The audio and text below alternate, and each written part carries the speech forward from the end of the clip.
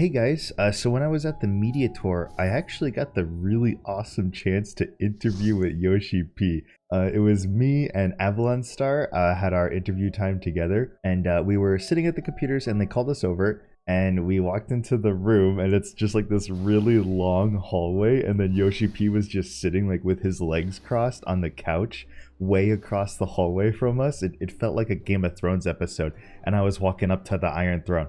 But then he got up and we shook hands, and I was really nervous. But anyway, this is the interview. This is what we ended up doing. So I didn't want to ask questions like, when are we gonna get this? I want this, because it's not really a interesting question because he can't always answer. He just has to say things like, oh, we can't do that yet, or please look forward to it. So I tried to get like some insightful questions. So this is what the first thing that I asked. Firstly, I thanked him for 14 because it's changed my life drastically. I mean, you guys know that. And then I asked, out of all of the Shadowbringers job changes, which job was your favorite to work on? And he laughed at this one because he was like, that was a tough question right off the bat. And he talked about Monk. He said Monk was. And the reason being was because it broke them out of their shells that they had for developing 14. So they were saying back after Heavensward, where they had to like reevaluate all of the skills that they were doing, they tried the 4th Grease Lightning in Stormblood and felt that the actions were just too fast and it would be too complicated for a really big skill gap in players who played Monk. And they ultimately decided, let's not go in that direction. But then they noticed that after Stormblood came out and everybody playing Monk, and even the development team playing Monk more, they realized that maybe the Stormblood Monk was a little more on the boring side than what they first imagined. They tried really hard in this expansion to redesign it to be able to get to that 4th Grease Lightning, and they kind of like went out of their comfort zone and broke their shells, so to speak.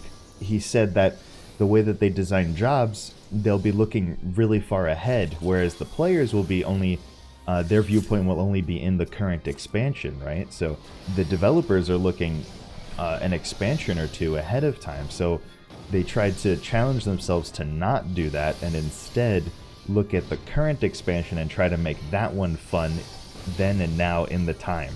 So that's what they ended up doing with Monk in Shadowbringers. And that's how we ended up getting the 4th Grease Lightning.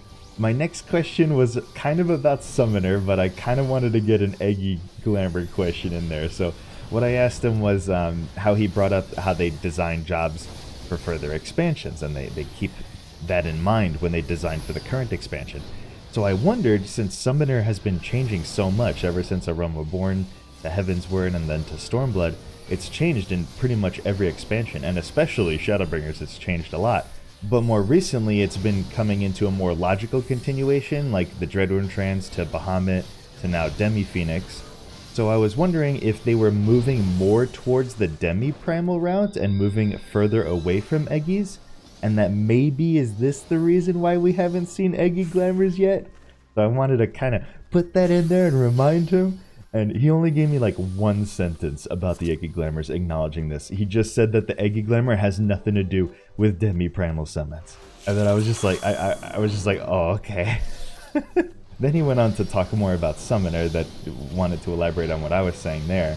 And he said that Summoner is very unique in the way that it's designed and implemented. And he actually admitted that they regret how they designed Summoner in A Realm Reborn. The reason being is because they wanted to keep the class system from 1.0, but they also wanted to add a new job for the players coming from 1.0 into A Realm Reborn, so it was like it would be a special surprise. So what they ended up doing was they came up with a clever idea, we know this, where they just combined Scholar and Summoner, 2 jobs into 1 class. That way they didn't need to make another class and another job. So it was very cost effective, but at the same time, it made a lot of issues. We had the Aetherflow issue, we had the Cleric stance issues, we had the Int versus Mind stats issues. There was a lot of issues here with it.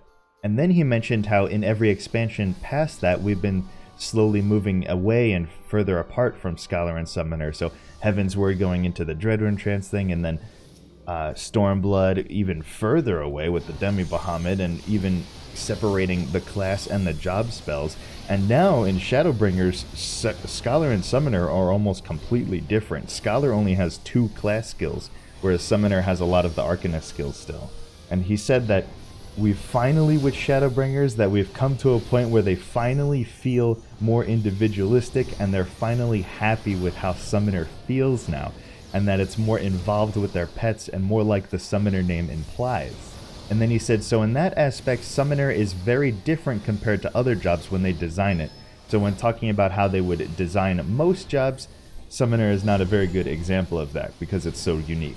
And then right before Avalon Star went to go ask his next question, I just had to butt it a little, and I just said that I wanted to add in that the new Summoner in Shadowbringers is very good, and I was giving him like the okay hand sign, and then Yoshi P was just looking at me, he was just laughing and smiling. He's like, thanks! And then he said it was a long time coming, but finally I think we've reached that form we wanted to bring as a Summoner. And I was just smiling from ear to ear. And then finally, I wanted to ask one question about content that has been kind of near and dear to me. Something that I really liked about the old relics, not in particular the relic steps, but I mean something that I liked in Heaven's Word and A Realm Reborn, was that people were injected into the open world and older content. So you would go to zones and you would just see people out in the zones because they were either doing like fate farming or books or something along those lines, or if you could go into any old content and people would be running it because of Relic. So I enjoyed that a lot, but also I did enjoy Eureka, the new Relic step, quite a bit. At least the first time going through and exploring the zone is fun. So I asked him, what would the new Relic be like? Is it going to be more like the old formula, or more like the Eureka formula? And then he started laughing as I was saying that, and then I finished, I was just like, or maybe a mixture of both of them. So he just kept laughing, and he's like, we've actually answered this a couple times throughout the media tour. And I was like, I'm sorry. And he goes, no, it's okay, it's okay. Because I didn't know. None of these interviews had been released yet, so it's just something that other media outlets or other content creators were asking. I mean, a lot of us were talking about to make sure we didn't ask the same questions, and I didn't hear anybody ask this yet, so... But anyway, he elaborated a little bit more, I guess, on it, so maybe this answer is different from other people. He talked about how with the old style that there was internal comment that they don't have any more ideas, and then they received feedback that the old style of content was boring, and they've said this kind of thing before in another Q&A a long time ago.